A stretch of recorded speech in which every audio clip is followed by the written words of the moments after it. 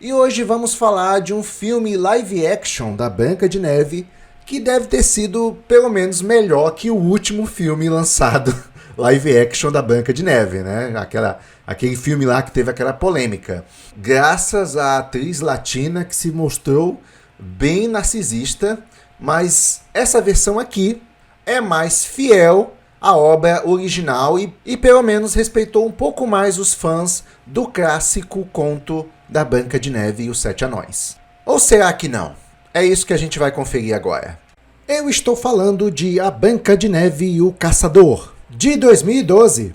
Então vamos lá, vamos começar. Começando pelo enredo. Neste reimaginar sombrio do conto dos irmãos Grimm, a jovem Branca de Neve, interpretada por Clint Eastwood, foge da cruel rainha Ravenna, interpretada pela gatíssima Charlize Theron.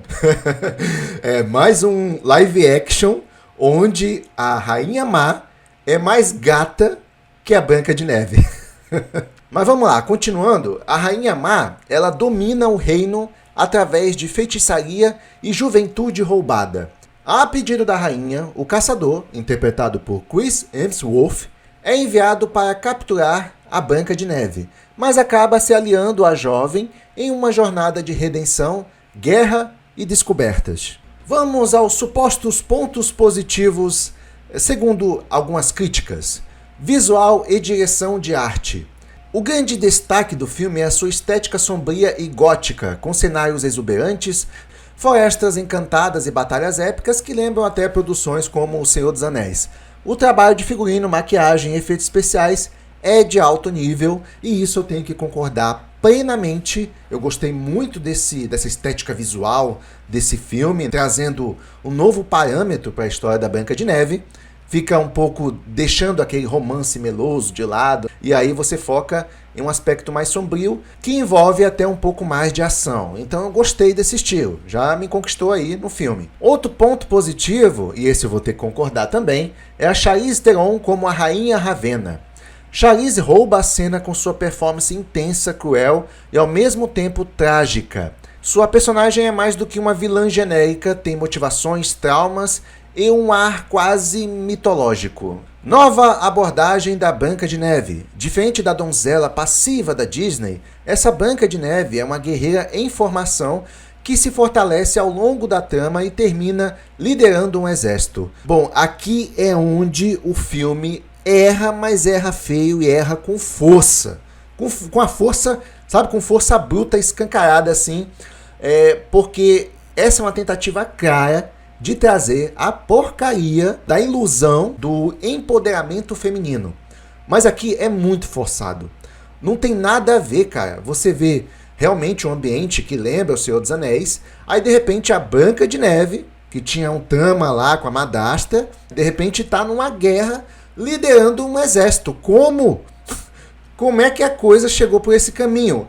É forçado, a personagem, a Branca de Neve, não é para ter terminado assim. Enfim, é uma trama que ela pega uma dimensão maior e dá um destaque logo para a personagem que não deveria ter esse destaque. Não faz sentido. É como você pegar aquele personagem mais improvável da história para liderar um exército, sendo que ele não teve nenhum preparo para isso. Nem na vida, e como é que ele chegou nesse ponto, entendeu?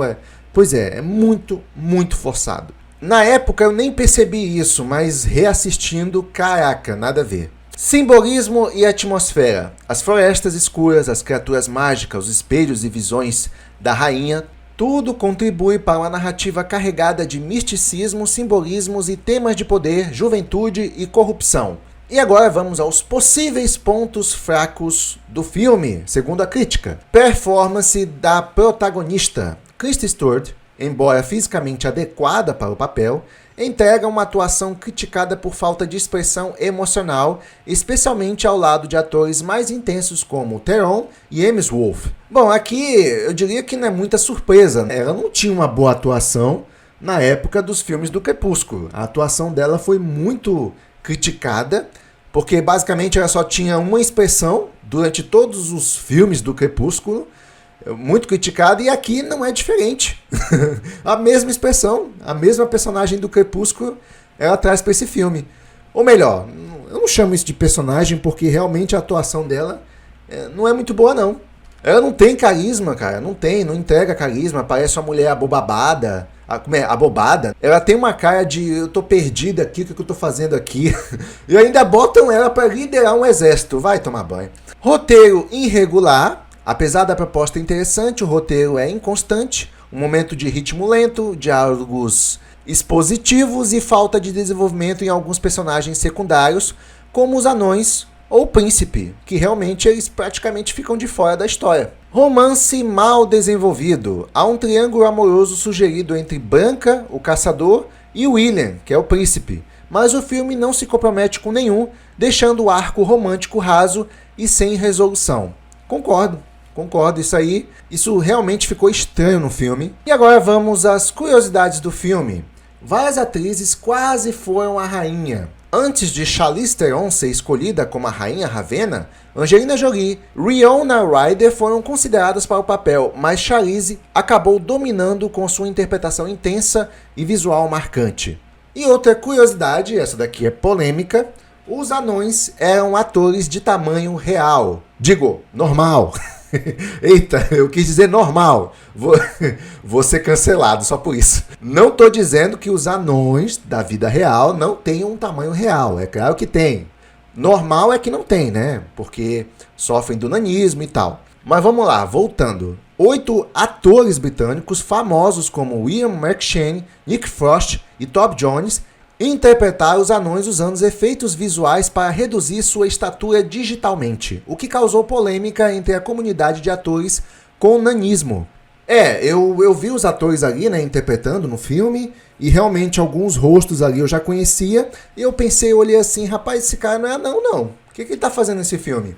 E eu também não acho justo, tá? Se você tinha atores com nanismo para poder interpretar esses papéis, por que não chamaram eles? Realmente eu achei uma exclusão isso aí, porque é um papel que tem os anões, e é necessário anões para esse papel, e eu não vejo por que não chamar anões de verdade para interpretar esse papel. Mas eu já imagino por que não chamaram. Você deve estar pensando que é preconceito do estúdio, alguma coisa assim.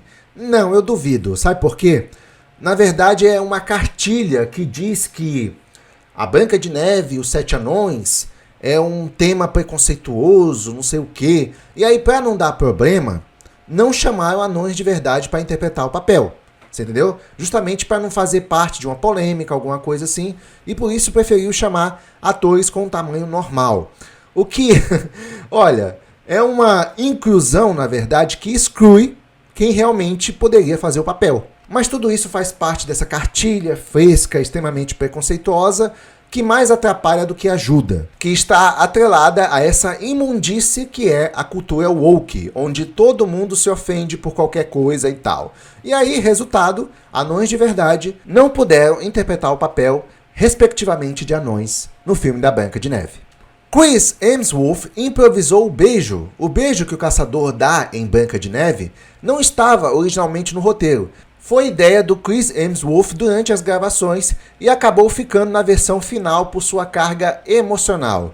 Eu acho que o Chris ele quis tirar uma lasquinha da atriz ali, da protagonista. Brincadeira, mas eu acho que foi válido. Um tanto inesperado, porque a gente sabe que na história original a Branca de Neve não fica com o caçador. Mas levando em consideração a história, que eles passam as aventuras juntos, que eles têm uma relação lá, e eram dois jovens, por que não, né? Kristen Stewart quebrou um osso no set. Durante uma das cenas de ação com a armadura, a atriz se feriu e chegou a fraturar um ligamento na mão, mas continuou filmando para não atrasar a produção, até porque o trabalho tinha que continuar, né? Se a pessoa vai se acidentar, ela tem que avisar antes. Brincadeira, tá parecendo o Brasil. O espelho foi criado com efeitos práticos. A imagem líquida do espelho mágico, que parece se derreter no chão, foi feita com uma combinação de efeitos práticos e CGI. O ator que interpreta a forma de espelho, Christoph Obi, estava no set filmando com a atriz. E agora vamos continuar, só que com as curiosidades fora das telas. Escândalo do romance nos bastidores. Kristen Stewart teve um caso com o diretor Rupert Sanders durante as filmagens, apesar de ambos estarem em relacionamentos. A polêmica causou grande impacto na mídia, no relacionamento de Stewart com Robert Pattinson e também custou a continuidade do diretor na franquia. Eu lembro dessa polêmica, a atriz estava crescendo em Hollywood ainda, e aí se envolveu com o diretor lá, fez o Robert Pattinson de corno, que também era um ator em ascensão. Mas foi uma polêmica danada e isso mostra também os bastidores de Hollywood, como é que funciona. E aquele negócio, é um ator, todo mundo conhece ele é uma vitrine. Imagine quantas oportunidades não apareçam para esse tipo de situação, não aparece. Então, daí você tira. É muito difícil uma pessoa nessa situação ser fiel mesmo. Mas eu não estou passando pano aqui, tá? Até porque independente do sucesso que a pessoa tenha, tem os valores e as outras pessoas que ela respeita. E aí vai. Isso aqui constrói um ser humano de verdade. Agora a próxima curiosidade ainda é sobre as consequências dessa traição. Era para virar uma trilogia, mas não virou. O filme fez sucesso bastante para garantir uma sequência, mas devido à polêmica, a continuação foi um spin-off sem a Branca de Neve e com direção diferente. A Kristen Stewart foi totalmente excluída da sequência. Bem feito, bem feito. Não sei não, acho isso meio insatisfação feminina, porque ela estava namorando um ator em ascensão, visto como um galã na época, jovem, e aí troca o rapaz por um diretor mais velho e casado. Tá de brincadeira, né? A outra curiosidade é que ganhou prêmios de design. Apesar das críticas ao roteiro, o filme foi indicado ao Oscar de melhor figurino e melhores efeitos visuais. Ganhou prêmios no BAFTA e no Satellite Awards por seu design de produção. Eu concordo, eu gostei muito dos designs, principalmente da roupa da rainha. Realmente chama a atenção e traz vida pro filme também, com certeza. E agora vamos para as lições do filme A Branca de Neve e o Caçador. A verdadeira força vem de dentro. Branca de Neve começa indefesa e perseguida, mas descobre ao longo da jornada que a força para lutar já estava dentro dela. Ela só precisava acreditar. A armadura é simbólica, não é o que veste, mas é o que ela se torna. A beleza física é passageira, o poder verdadeiro é a integridade. A rainha Ravenna vive obcecada pela juventude e aparência, mas seu reinado é sustentado por crueldade e medo. O filme mostra que a vaidade cega e corrói, enquanto a nobreza de caráter fortalece. O sofrimento pode transformar, para o bem ou para o mal. Ravenna, que é a rainha má, sofreu abusos e viu o mundo como um lugar de dor e traição, usando isso para justificar sua frieza. Branca também sofreu, mas escolheu o caminho da esperança e da liderança. Liderança, cara, isso soa tão empoderamento feminino, tão empoderamento. Gente, cargo de liderança é muito estressante, tá bom? Muito estressante. É um cargo que você tem que ser racional, bastante racional e ter um bom senso. E a questão da racionalidade, ela é muito atrelada ao homem, tá bom? A racionalidade não é uma coisa atrelada à mulher, até porque mulher é mais emocional. Agora você imagina um ser que é mais emocional tendo que liderar com, ou melhor, tendo que lidar com liderança. É muito estresse. A mulher pode até conseguir, sob a base de muito estresse, perdendo inclusive a feminilidade. Não é uma coisa para a mulher. A liderança não vejo como uma coisa para a mulher. Tem que ser para homem, homem racional e pulso firme. Então, mais uma vez, essa conversa aí de empoderamento feminino querendo colocar as mulheres em papéis que não são muito adequados para ela. Não é que a mulher não possa ser líder, mas é um esforço, um trabalho que não compensa e nem é uma coisa que a mulher idealiza, tá? Mulher, ela quer ter uma família, quer ter um filho, quer poder dar atenção para os filhos. E mesmo para uma mulher empoderada, ela sabe que os filhos é a melhor conquista que ela já teve. Eu não estou falando que mulher não pode ser independente, ser carreirista, trocar uma vida familiar por uma vida profissional. Eu não estou dizendo isso.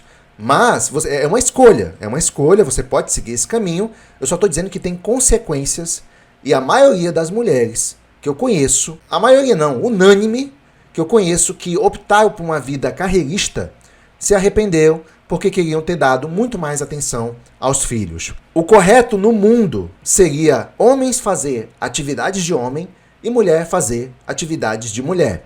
Eu não tenho nada contra, se quiserem aí fazer se um gênero quer fazer uma atividade diferente, mas saiba que tem consequências. E não vem chorando lá na frente depois, se arrependendo porque você escutou uma ideologia que diz que você tem que ser empoderada.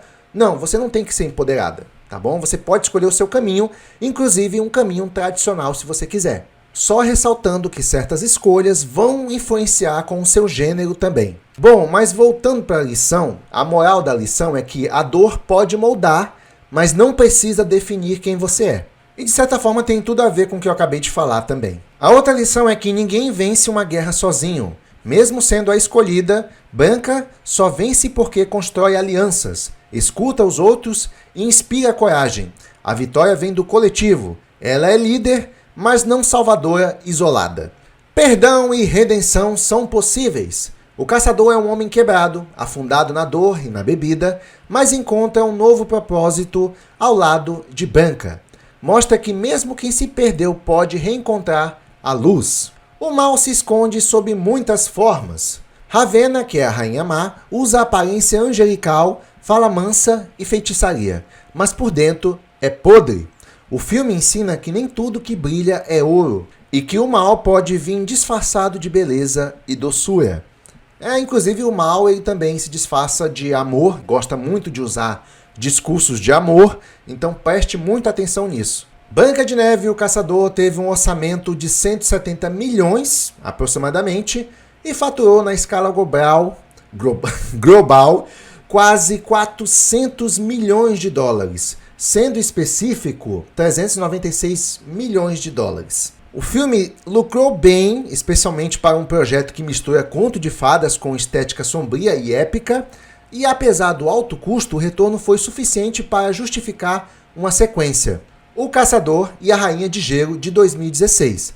Embora sem a protagonista, que é a Branca de Neve, sem a Kristen Stewart, e com menor sucesso. Eu fiquei surpreso com esse sucesso do filme, eu acho que ele não teve nada demais, a não ser o marketing, porque você também tem grandes atores no filme, e isso chama muita atenção. Então, o sucesso financeiro do filme está mais pelo marketing, na minha opinião. Agora, quanto à avaliação do filme, ele teve aprovação de 48% no Rotten Tomatoes e apenas 52% da audiência também em aprovação. Nas avaliações ele não foi bom não. Mas antes de dar a minha opinião, eu tenho um recadinho para você. Aproveitando que estamos falando sobre a história de um conto infantil, ou melhor, baseado em um conto infantil que vem da Branca de Neve, eu tenho um curso para indicar justamente para aquelas pessoas que querem contar uma história de um jeito que prende a atenção e ainda por cima vende. Tem um curso muito bom chamado Storytelling, Histórias que Vendem. Ele te ensina como usar histórias para gerar conexão com o público, emocionar e, claro, vender qualquer coisa com naturalidade. É uma técnica usada por grandes marcas e influenciadores e você pode aplicar no seu canal, nas suas redes sociais ou até nas suas vendas online. Quer transformar o jeito que você se comunica e começar a vender com autenticidade?